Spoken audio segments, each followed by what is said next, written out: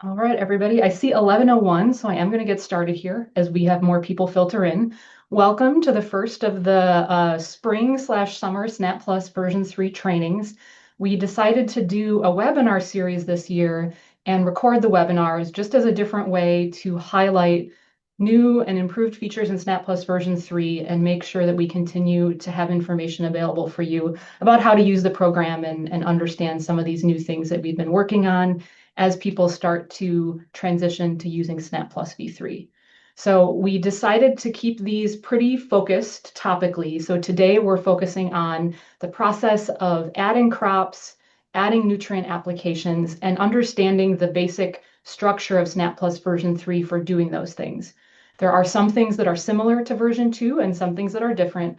So my hope for today is that everybody gets a good understanding of some of these basic pieces of how we're adding crops and applications and where to find the information that you need in V3 to make decisions and make adjustments as you're planning. So the goal today is that we will talk for about 45 minutes. I have some content prepared, and then we'll also hear from Landon Baumgartner from the extension team here. And then after that, we'll go into a session that we're calling office hours. And that goal of the office hours is for you to be able to ask questions of myself or of anybody else on the SnapPlus team. We actually have all of the SnapPlus software developers here today. So if you have questions, if you have ideas, if you have complaints, these are all things that it can be really helpful for us to hear specific examples, and then we can let you know if we're working on things or what we might be able to do to continue improving the program. So I'm going to get started. A place that I know that many people start when they're using SnapPlus version 3 is by importing an existing SnapPlus version 2 database. We have some help materials available on our website and a video about this. So I'll briefly now say that the key point when you're converting a SnapPlus V2 database is that it does need to be in the most current or most recent version of SnapPlus V2, which would be 20.4. And then once you have that database, you can go to this New Farm button, select the Import option, and then go on your computer to find wherever this particular plan is located. So today, I have a plan called Arlington Demo Farm that I will convert into version 3, and we'll be able to see what that data looks like for the crops and applications, and then practice adding new data as if I was planning for this next crop year. Once I've identified my plan, I can select it and click Open, and then click Submit. And then when I click Submit, you'll see I have a progress bar that moves along the bottom of the screen. This indicates that SnapPlus is reading the data from that plan and translating it into the format that we need for SnapPlus version 3. So you can see that I now have an option on my list called Arlington Demo Farm, and that's where we'll start today.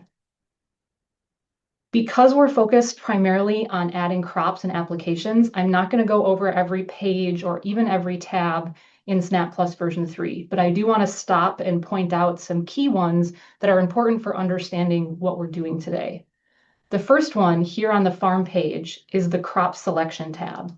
So if we click on that one, we can see, similar to version 2, we have our list of crops that are available. The list is searchable. And then on the right side, we have the list of crops that are selected. So the reason that I already have crop data available here is because the plan that I converted already had these crops selected and they were used on the fields that are part of this plan. If I saw anything missing from this list, I could add it by going over to the left side here and clicking on it. So I know today I'd like to show you some examples with cover crops. So I might type cover in the search bar so that I can see a filtered list. And then I can click on different cover crop options from this left side to add them to the right side. The second piece that's important to have set up before we go in and try to add crops and applications is your nutrient sources. So I'll briefly go to the nutrients page and point out that I have manure sources that were converted with my SnapPlus version 2 database, and I can see them here. If I go to the fertilizers tab, you can also see that I have some existing fertilizers. So this is important to know because when we go to actually add applications, if I didn't have anything here in my manure tab, or if I didn't have anything already selected in fertilizers, I wouldn't be able to add applications. I would have an empty list. So that's a good thing to confirm when you do your plan conversion. Just take a look and double check that your sources came in. especially for plans that have a lot of manure sources, maybe going back a lot of years, you had different versions of things. Don't forget that you can double check inactive sources here. In some cases, if you had some really old sources that weren't used for many years, we may have marked them as inactive just to clean up this display. But you can always see them by turning on this toggle, and then you'll see your whole list of all that historical data.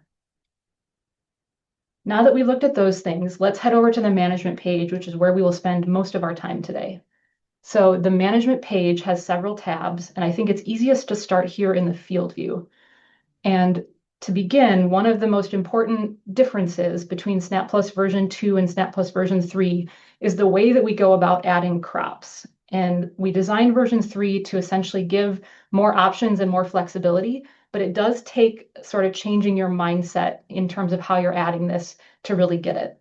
So right now we're looking at a pretty simple example on my field hillside middle in the field view. And we can see that I have a table with a row for each year. And in this case, I want to point out that we are displaying calendar years. And there's a reason for that that I'll explain in just a moment. But it's enough to know that in this case, because I have a pretty simple crop rotation, I'm seeing one row for each of these 4 calendar years. All of this data about my crops was converted or brought in from my SnapPlus version 2 plan. The other thing I can look at when I'm just getting introduced to this plan in version 3 is I can take a look at my nutrient applications by opening up this side panel in the top right corner. I can click nutrient applications, and that will open up this section on the right side of the page that shows any nutrient applications planned for the crop that I have highlighted. So because this row 2025 corn grain is the one that I've clicked on, I can see over here on the right side that I had 2 applications planned previously, and that's helpful information that came over from my version 2 database. The other thing that we have, just as a reminder, if you're looking through a lot of different rows, you get a reminder of which crop you're currently working on here at the very top of the nutrient application planner. So that's just a friendly reminder that you've currently clicked on 2025 corn grain, and the information that you're seeing on the right side of the screen is relevant to that specific crop. I'll close nutrient applications for now. We're going to come back to those later. And the next thing that I want to go through here is just some basic controls for adding additional crops. So if we imagine that I have brought in this plan, I want to make a plan for 2026. One way to add new data is simply by clicking the new crop button. And when I do that, I have a row that's added to my table, and it's letting me know with these little red required information what I need to fill out.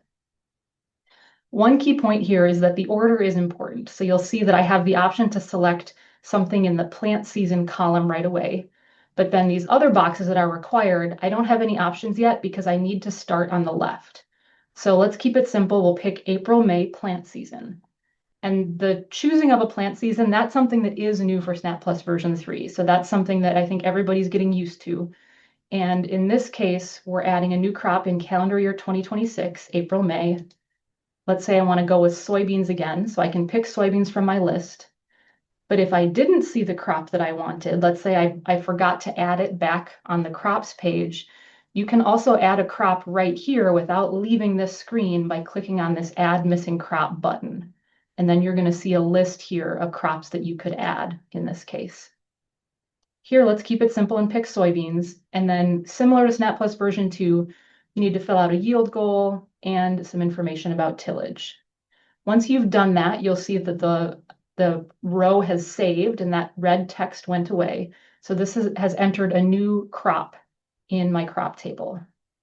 Some other really quick and handy ways to add crops are with some of the additional options that we have up here.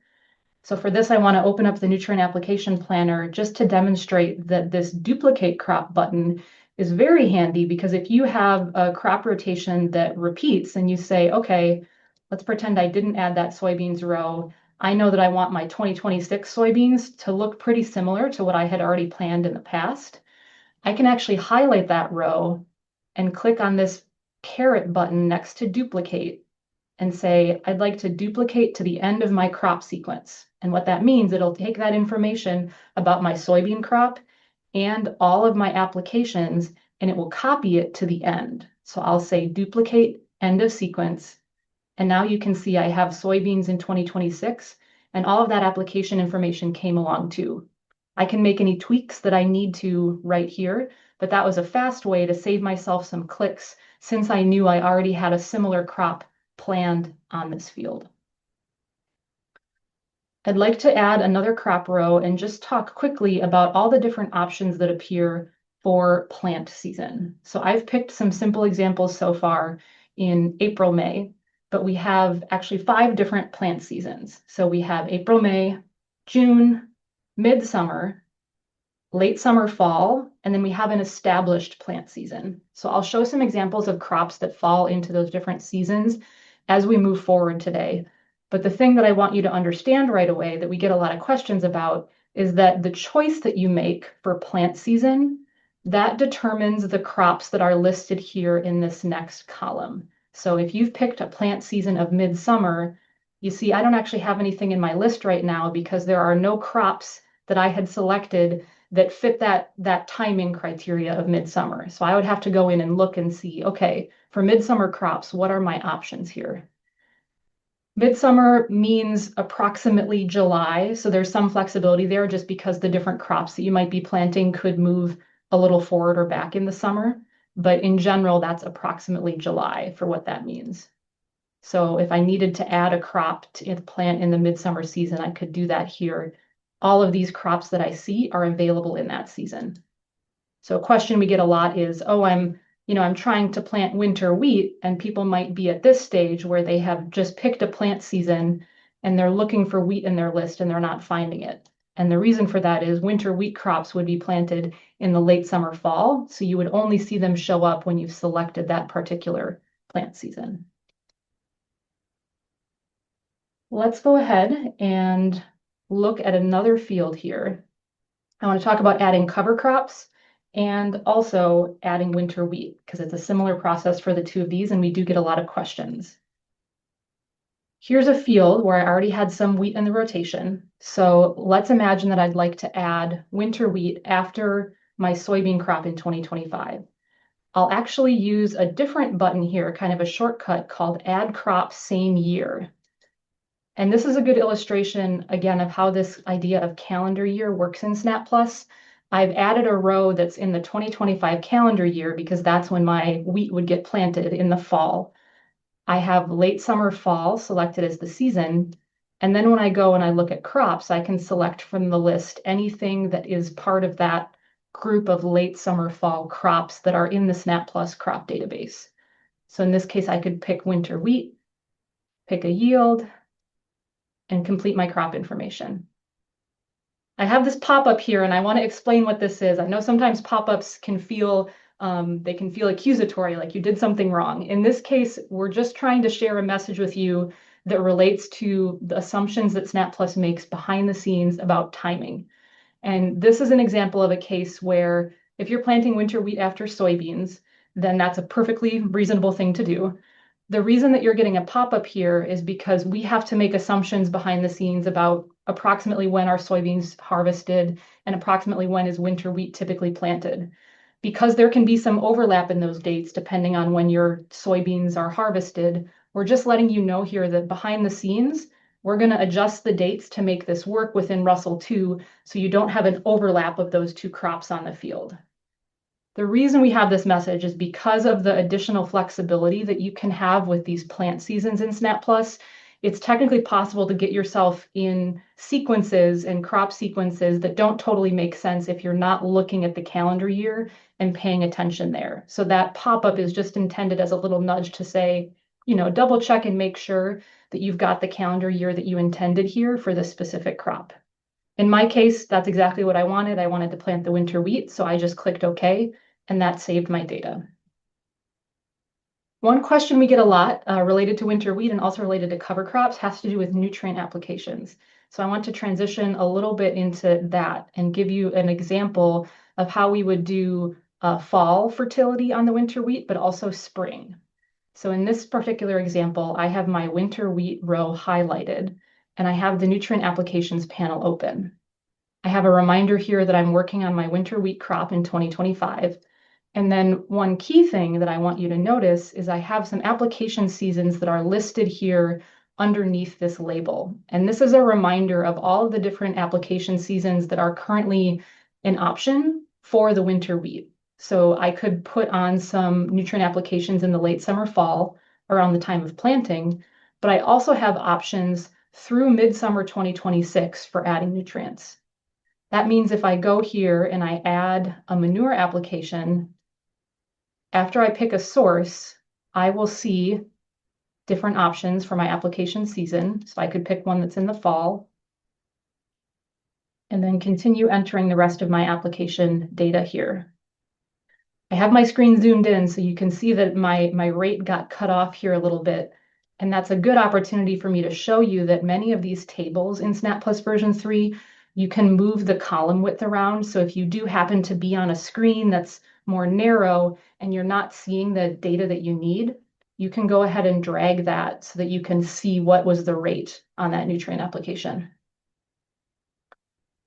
Another example that I want to give is a spring application. So I'll go ahead and delete this one and say, what if we had wanted to put on something in the spring on the wheat? We would do this on the same tab. So we still want to be highlighting the winter wheat, and we could pick a fertilizer application, go ahead and add something in the spring, and then go through and continue filling out the rest of our information here.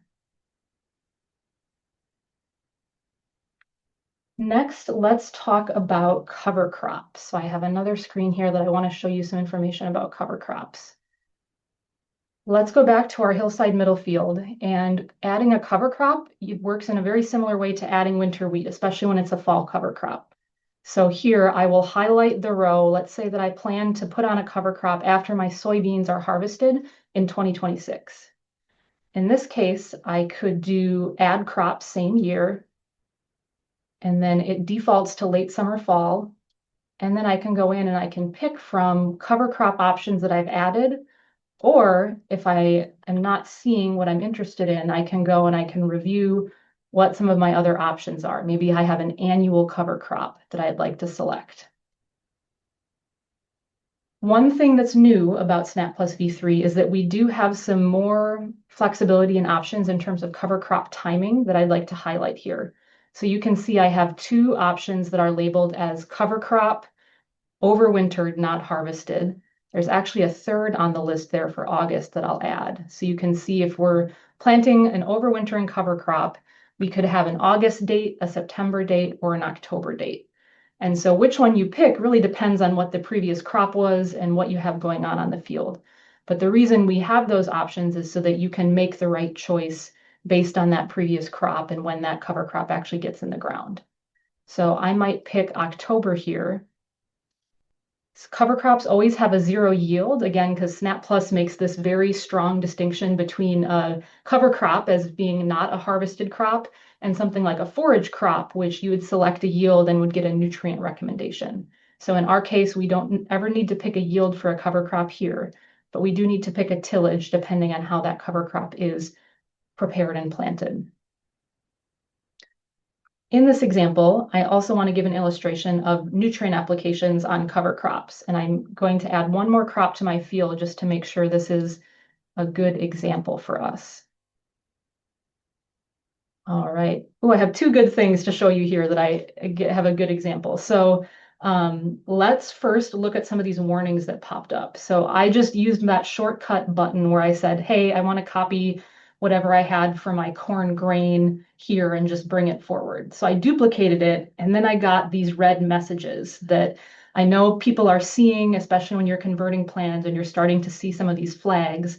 What you're noticing is that SnapPlus version 3 is more careful and specific about checking for the matching of application methods and tillage methods and the timing of these things. So I want to walk through exactly what this message means so that you know how to fix it. So what I did here is I said, I have a cover crop on this field, and I plant that cover crop in the fall of calendar year 2026. Okay, that's good. The problem is that when I added this corn grain crop, my corn grain crop had a fall tillage indicated. So that doesn't really match with my cover crop. If I get my cover crop on the field and I no-till it in, then I'm probably not fall chiseling because I've got the cover crop there. So SnapPlus has identified that there's a conflict between what I'm saying is happening with the cover crop and the selected tillage for the corn. So there's a couple things I can do. The first thing I can do is look at this message. It says this crop's fall tillage overlaps with the previous crop's planting. That's my clue that there's some mismatch here. I can fix this by picking a different tillage. So I could pick one of the spring tillage systems, and that'll resolve that red text here. But then I still have an issue over here. So let's take a look at this. I have this neighbor's liquid manure application, and I'm getting a message that says nutrients can't be applied to this crop in late summer fall. Why is that? The reason for that is we already have a different crop in the late summer fall position on this field. That's our cover crop. So if manure went out, it doesn't really belong here on the corn. It went on around the time I was planting this cover crop on the late summer fall. And because cover crops are this special case, I want to go through and show you this, how you can add the manure application in the fall to the cover crop, and I'll show you how those nutrients get credited to the corn and a special option that we have there. So let's just go ahead and add that manure application here to our cover crop. So I'm saying I had a fall application that went on whenever I planted the cover crop. SnapPlus is tracking the nutrients here. You'll notice I don't have a recommendation because this is a cover crop. So what we do is we bring forward those nutrients and they're credited to the next crop. So in this case, when I have this fall cover crop followed by corn grain, I want to point out a couple different things that are happening here in this table for nutrient accounting. I've got that nitrogen, 30 pounds, that's coming from my cover crop application. That gets credited to the corn. And something new that we have is that we can adjust those first year nitrogen credits based on cover crop biomass. So that's what that little pencil means there, is that we know we have a nitrogen credit coming from the manure. We also know that there's UW research indicating that the amount of that credit is going to vary based on how much growth you got on that cover crop. So we can actually make a selection here and adjust those credits if your plan is using these second and third year nitrogen credits. Now, that was my fall manure. Let's say that I also had some spring application that I needed to enter. I would do that on this corn grain crop because the corn grain is what is on this field in what SnapPlus thinks of as the spring. So there's that transition here between this fall application goes on the cover crop, and then at some point in the spring, you're terminating that cover crop. So the spring applications are going to be entered here on the corn row. All right. I'm going to pause. That was our quick introduction to nutrient applications. We're going to do a quick switch, and I'll have Landon tell you a little bit about a trick that he uses that relates to planning nutrient applications and how you can increase some efficiency by using some of the tools that we have set up here on this screen. Good thing, Hava. Do you want to address a question that came into the chat while Yes, I'm getting ready? sure. Yeah, I had not been keeping an eye on it. Okay, Speedy asks, how can you add alfalfa after winter wheat harvest? Does it go into the same year or do you put it for the next year if the wheat was harvested in 2026? Yes, let me do that example. I have a field that kind of set this up already. So the question is, and I'm going to share my screen because I realize now that you all are just looking at me and not my screen. The question is, how can I get, this would be a fall seeded alfalfa that goes on after the wheat is harvested. So here I have an example of winter wheat that was planted in the fall of 2025. That gets harvested sometime in the late summer, early fall of 2026. So what I would do then is I would actually do this new crop button. And then we just have to think about the timing. If I know it's getting planted in 2026, I'm going to have some alfalfa, so I would pick this, and then I would do an alfalfa late seed. And this is a great example and a good question because it gives me a chance to talk about this, the way that this is displayed for alfalfa late seed specifically. So in this example, we harvested the wheat in 2026, then we planted alfalfa in the fall. And so the planting happened in 2026 calendar year. That's when it went on the field. We're showing you 2027 here because this row represents when the alfalfa was seeded in the fall, and that whole first year of cuts that you're going to get in calendar year 2027. So because those nutrients are tracked all together here, we've got that all in one row. And this 2027 is a reminder, just so that when you look at the sequence of years, it doesn't look like you're missing one because you planted the alfalfa in 2026, but that's your crop throughout 2027 when you'd be taking those cuts. So that's how I would do that example.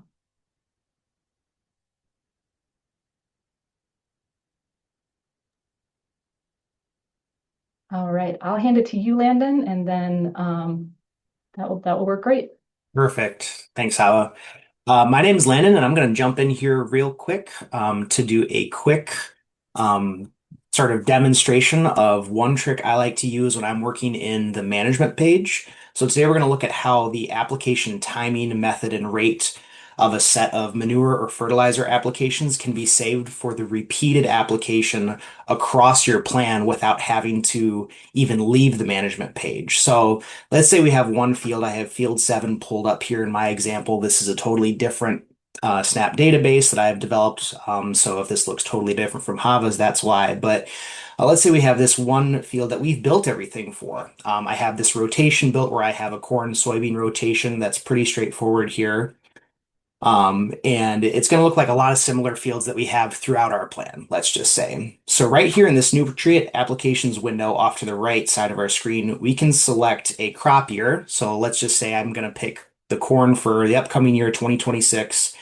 Um, and we've already established that we're going to be applying this potash. We have some DAP. We have a little bit of polymer coated urea, all going on in the spring.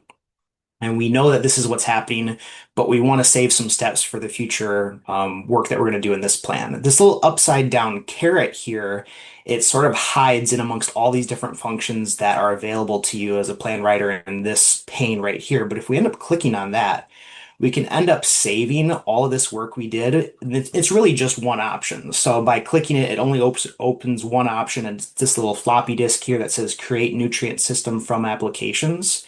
So if you've ever developed a nutrient system in version 3 or version 2, this term probably really sounds familiar to you. So we're just going to click on that, and I'm just going to call it corn grain. If I have the name corn grain, see, I already made one earlier, so it says unique name is required. So it prompts me to go back so I'm not um, trying to name it something that's already existing in my suite of systems that I've developed. So I got to click Save System. I just called it CG for short. This load bar goes across the bottom. That one obviously worked. So if I go back into my nutrients page and I go to the nutrient systems tab, I can end up going over here under nutrient systems and I see CG has been developed. So that's just one way, as opposed to if you're in the flow of working in your management page and you have this realization, hey, I'm going to use this again. I know I'm going to, so why don't I just create that? You can do that right here without ever even having to leave the management page. So just wanted to make a quick plug for that, as that may be lost on some new users. I think I just used it for the first time within the past couple weeks myself. So wanted to point that out. Fantastic. Thanks, Landon. I don't see any questions that came up from that one. So All right, then I'll share my screen and we'll continue on here. Okay, let's look at a couple more examples on this plan. I have one set up with a common flag that people get that I want to talk about how to address. So when you are converting your SnapPlus V2 plans to V3, one common thing that version 2 let you do is that you could add a year of established alfalfa to a field without ever seeding it, and you would not get an error, you wouldn't get anything kind of flagging this.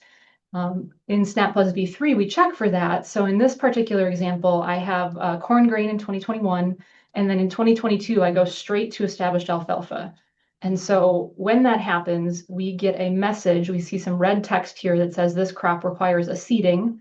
And then I also get one of these blue, kind of bluish, greenish exclamation points that's indicating that there's something that I need to fix here that I should look at.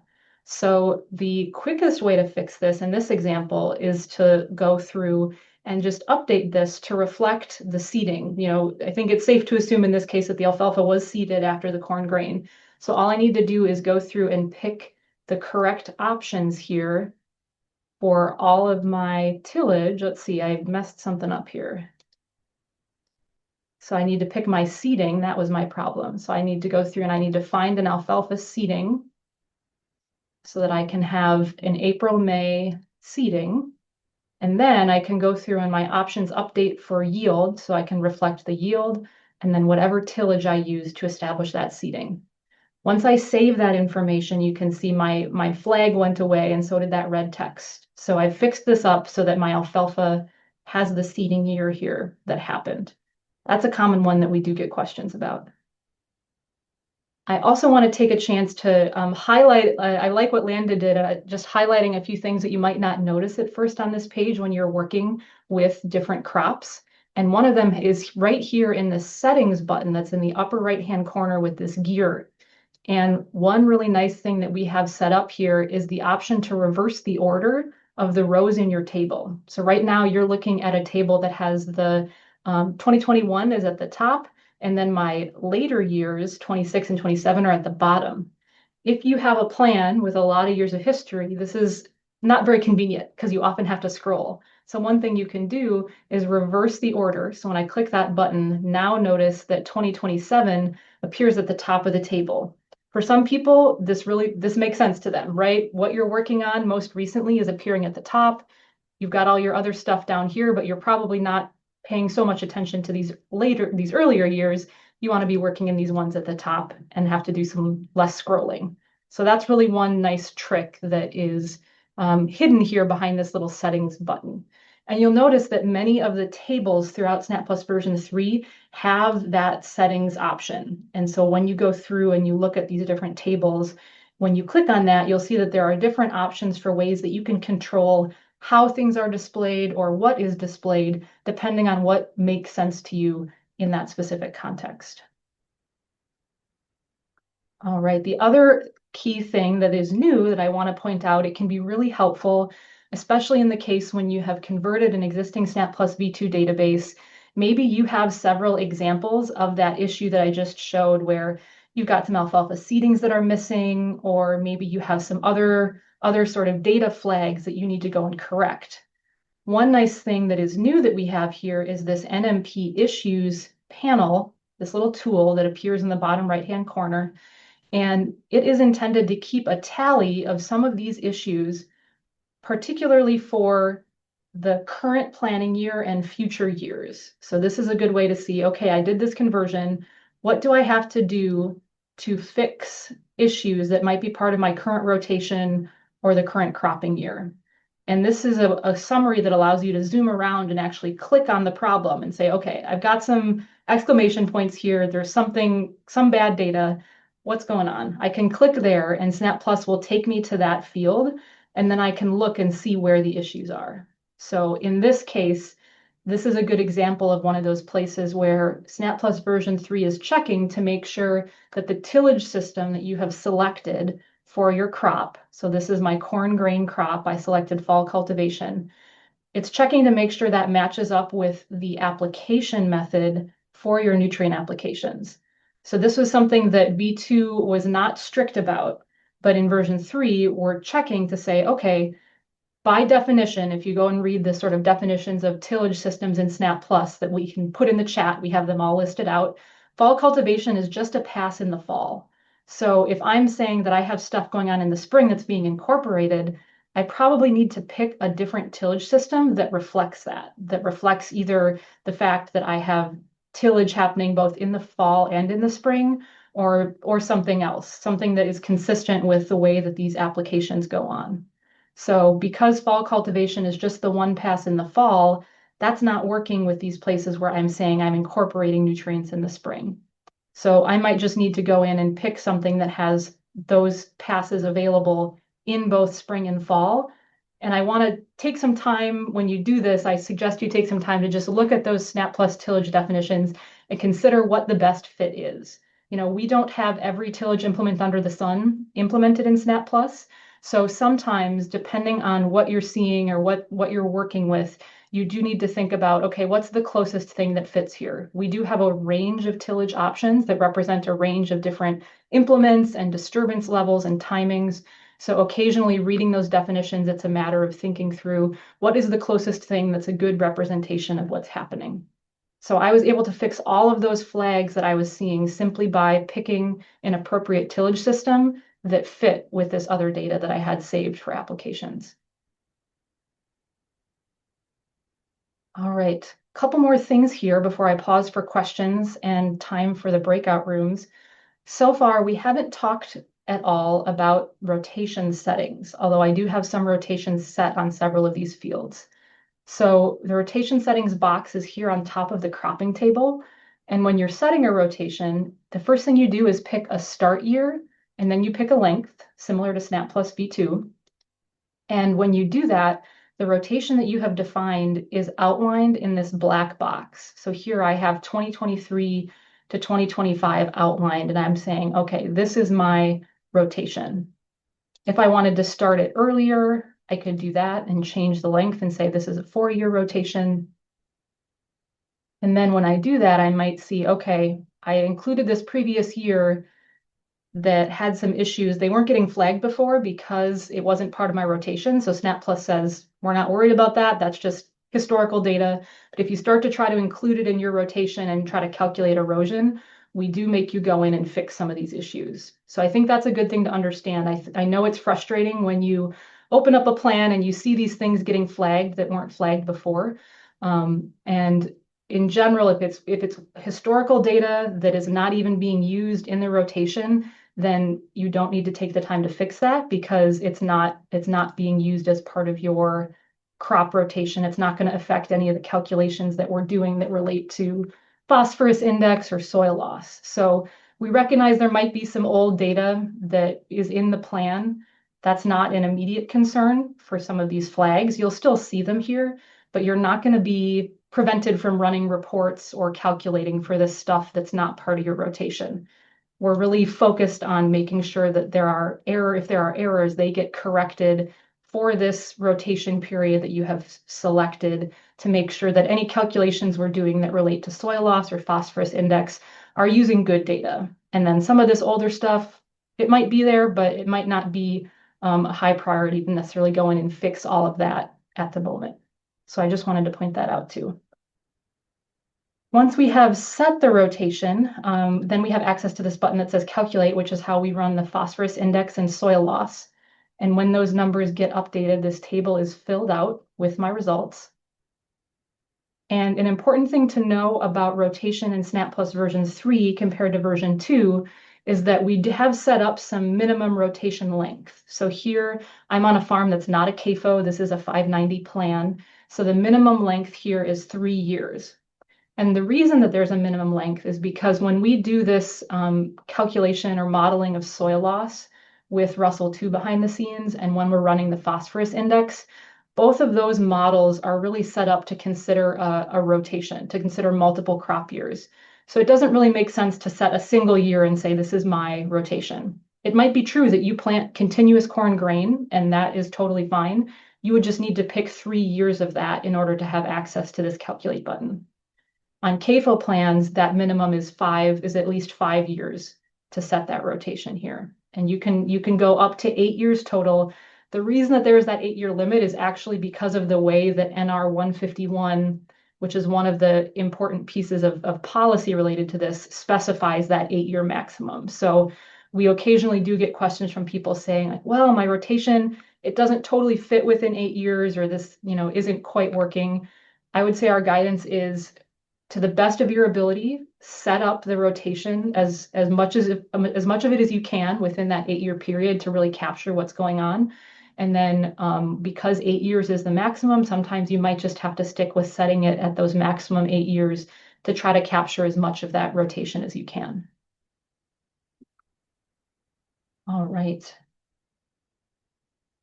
I have one more quick thing that I thought of that relates to alfalfa and also pastures. So let's go to pastures here and talk about this quickly. So earlier on, I showed you an example of a case where I had alfalfa on a field and the crop sequence was corn grain and it went right to established alfalfa. And that was getting a flag because the alfalfa had not been seeded. We do have some exceptions in place for cases of these like established perennial crops where maybe this particular field, my pasture, it's been pasture for a long time. I don't necessarily have the seeding date. It was long enough ago that it's not even part of my NMP. In these cases where the field is just continuously like used for pasture or used for hay, those get an exception to that rule that's going to flag you and say, hey, you've got to seed this. Because we know that in some cases, this has been the same thing for a long time. It's not like we're missing any, tillage disturbance in this case, because we just have a pasture and it's a long-term pasture. So if you see that happening, that's why here is this field starts with an established pasture crop. This whole sequence is established. SnapPlus is not going to flag this and say, hey, you've got to seed this because we recognize that it might have been seeded many, many years ago, and you're not going to be adding all of those historical years to the plan. So that's an important exception for anybody that has fields like that. All right, we are just about at time here at the 45-minute mark. I am going to open up the chat on the side here, but feel free to any of the other hosts, if you saw things come through that I should address. Otherwise, let's see. A couple of things here in the chat that may have been, so if your question isn't answered in the chat, that's great. I'm just going to look and see. Let's see, one here, soybeans are not an option after wheat. Oh, so Kim, so that would be planted in the summer that same year. Oh, I see. Okay. Yeah, you're right, Kim. We don't have that right now. So the question is, everybody, because I know maybe you're not all reading the chat, is it ever an option? The SnapPlus give us an option to do soybeans after wheat in that same year. So if you're far enough south in Wisconsin that your winter wheat comes off the field with enough time to put a soybean crop in, we do not currently have that, but I can look into adding that if that's something that happens. I think that's not a situation that we had in our minds as a common one, but if you're seeing it, we can look at adding it. And I would say that's a good general thing to understand about what you're seeing as far as the available crops and the available planting seasons is that we took the vast majority of the crops that were available in SnapPlus version 2 and brought them, kind of translated them into version 3. I have started to get some questions for people saying, I don't see this particular variation or this particular crop. So what's helpful for us to know, if you want to send us an email or let us know, if there's something that's common in your county or your region that you're not seeing, really the information we need to know is like, what are the common, what are the timings of that, or what are the situations in which you see that?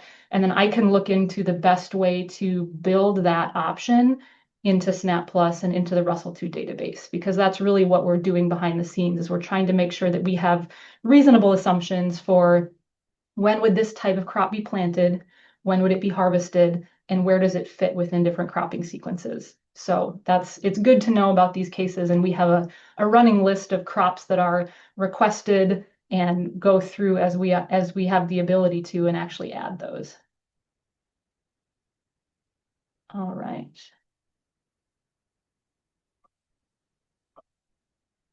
And another question here in the chat, why does the NMP issues show more problems than what is actually going on? Example, old samples show up on every year in the rotation as a problem. Why is that?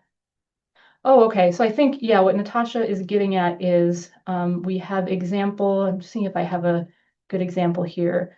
I think an example of that question is if I had a soil test that was expired and I was, planning further out into the future and set my rotation there, you might see a flag for each crop year that you planned with that old soil test. And so I think the comment is that adds a bunch of issues to this list that really all fundamentally point back to the same issue. So that I can tell you the reason why that is, and I'd be interested to know if other people have opinions about that display. But the reason that you see it displayed that way is because SnapPlus considers whether your soil tests are valid for each individual crop. So we go through, and when you're working on your 2025 soybeans, we say, okay, it's 2025 soybeans. what's the right soil test to use in this case? And then we check to make sure, do you have enough samples? And is this still valid? Is it not too old? So because we check on a crop by crop basis, that's why you're seeing those repeated messages, is because we're always kind of looking at each one. So that's why it currently is the way that it is. I will say this as a general statement that we continue to make lots of updates and improvements to the way that things are displayed or flagged in version 3. So if you see things like this that you think you have a suggestion or some idea that would really be better if you did it this way, we are certainly receptive to hearing that. It's really helpful to get examples from people of cases where something is really working or really not working. And if you can kind of walk us through what your workflow is, it helps us better understand how to tweak these things. So certainly we're open to hearing that feedback.